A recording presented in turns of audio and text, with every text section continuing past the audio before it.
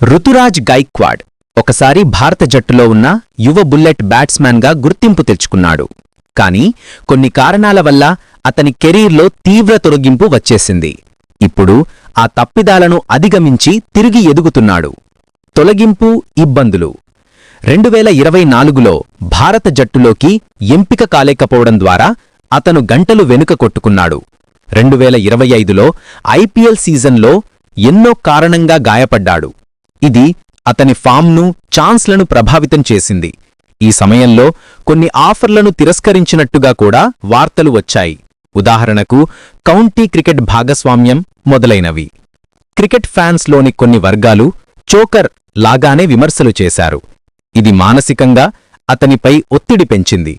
తిరుగు మార్గం, గ్యాప్ మధ్యలో రుతురాజ్ ఫార్మాట్లలో తిరిగి రన్లను చేయడం ప్రారంభించాడు.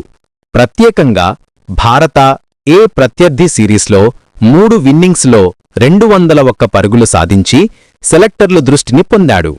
ఈ ఫామ్ వలన 16 మాసాల తరువాత భారత జట్టు సడలించినాడని ఖ్యాతి వచ్చింది. ఇప్పుడు ముందు చూస్తున్నది పూర్తిగా ఫిట్గా ఉండటం, స్థిర ఫామ్ నిలబెట్టుకోవడం అతని ప్రధాన టాస్క్. జట్టులో మరో స్థాయికి ఎక్కేందుకు తక్కువ అవకాశాలు మాత్రమే ఉండటం వలన ప్రతి మ్యాచ్లో హైలైట్ అవ్వాల్సి ఉంది.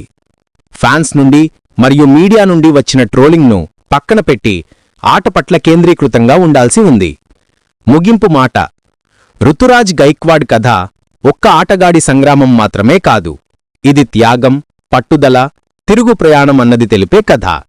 మీరు క్రికెట్ ఫ్యాన్ అయితే అతని ఈ ప్రయాణాన్ని గమనించకూడదు.